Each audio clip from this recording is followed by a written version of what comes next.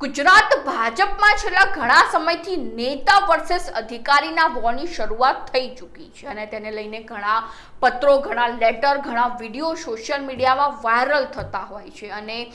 તેમાં આપણે જોવા જઈએ તો નેતાઓ સતત અધિકારીઓ ઉપર પોતાના આરોપ લગાવતા હોય છે તો તેની સામે અધિકારીઓ પણ પોતાનો પક્ષ મૂકતા હોય છે। તે વચ્ચે ગીર સોમનાથના કલેક્ટર દિગ્વિજયસિંહ જાડેજા અને ભાજપના પૂર્વ સાંસદ એવા દિનુ બોઘા સોલંકી વચ્ચે જબરજસ્ત વોર ચાલી રહ્યો છે જે છેલ્લા ઘણા સમયથી ચાલી રહ્યો છે અને તે વિવાદ જે છે તે ગુજરાતના દરેક ખૂણે ચર્ચાનો વિષય બની ગયો છે, જેમાં આરોપ પ્રત્યે આરોપ સતત ચાલી રહ્યા છે। તે વચ્ચે વડાપ્રધાન નરેન્દ્ર મોદી જ્યારે ગુજરાતના પ્રવાસે છે અને તેમણે જ્યારે ગીર સોમનાથની મુલાકાત લીધી હતી તેના ફોટા અને વિડીયો સોશિયલ મીડિયામાં ખૂબ જ વાયરલ થઈ રહ્યા છે, કારણ કે આ ફોટામાં વડાપ્રધાન નરેન્દ્રભાઈ મોદીની સાથે ગીર સોમનાથના કલેક્ટર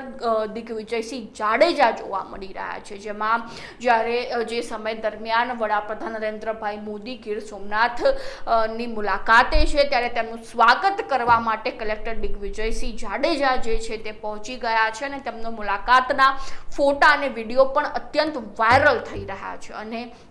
તેને લઈને અનેક ચર્ચાઓનો દોર શરૂ થઈ ચૂક્યો છે, જેમાં આ ફોટા અને વિડીયો વાયરલ થતાં જ એવી ચર્ચાઓ ચાલી રહી છે કે વડાપ્રધાન નરેન્દ્રભાઈ મોદી જે છે તેમણે કલેક્ટર દિગ્વિજયસિંહ જાડેજાને સહકાર આપ્યો હોય તેવી ચર્ચાઓ ચારે બાજુ ચાલી રહી છે। એટલે કે વડાપ્રધાન નરેન્દ્રભાઈ મોદી જે છે તે કલેક્ટરના સહકારમાં છે તેવી ચર્ચાઓ હાલ રાજ્યભરમાં શરૂ થઈ ચૂકી છે। આ વિડીયો અને ફોટા વાયરલ થતાં જ આપણે જણાવી દઈએ કે કલેક્ટર દિગ્વિજયસિંહ જાડેજા જે ડિમોલેશનના નામથી ઓળખાય છે, જેમાં ઘણા સમયથી તેમણે જે જબરજસ્ત ડિમોલેશનની કામગીરી શરૂ કરી હતી, દબાણો હટાવી દીધા હતા, ગૌચરની જમીન ખાલી કરાવી દીધી હતી અને તેના કારણે જ સહકારની ગુડ લિસ્ટમાં તેમનું નામ આવી પહોંચ્યું હતું। તેના કારણે ક્યાંક ને ક્યાંક એવી ચર્ચાઓ શરૂ થઈ ચૂકી છે કે વડાપ્રધાન નરેન્દ્રભાઈ મોદી જે છે તે કલેક્ટર દિગ્વિજયસિંહ જાડેજાના સહકારમાં છે અને એવી ચર્ચાઓ હાલમાં સોશિયલ મીડિયામાં અત્યંત વાયરલ થઈ રહી છે, જેમાં જો આ વિવાદની વાત કરવામાં આવે તો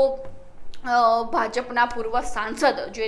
દિનુ બોઘા સોલંકી દ્વારા સતત આરોપ જે છે તે કલેક્ટર દિગ્વિજયસિંહની સામે જે આપવામાં આવ્યા હતા, જેમાં તેઓ કહી રહ્યા હતા કે કલેક્ટર દ્વારા અનેક મોટા ભ્રષ્ટાચારો કરવામાં આવી રહ્યા છે, તો તેમના પ્રતિ આરોપમાં પણ દિગ્વિજયસિંહ જાડેજાએ અનેક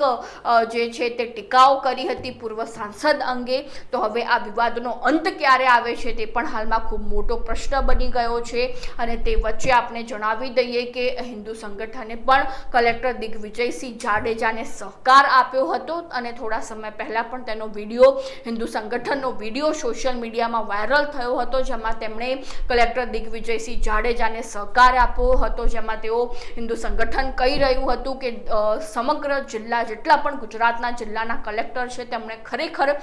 કલેક્ટર દિગ્વિજયસિંહ જાડેજા પાસેથી શીખ મેળવવી જોઈએ અને તેમની કામગીરી અંગે ખરેખર પ્રશંસા કરવી જોઈએ। તે અંગેનો વિડીયો પણ સોશિયલ મીડિયામાં વાયરલ થયો હતો। હવે તે વચ્ચે જોઈ રહ્યું કે આ વિવાદનો અંત ક્યારે આવે છે। તો આવી જ નવી માહિતીને જાણવા માટે ફોલો કરતા રહો Live 24 ન્યૂઝ ગુજરાત।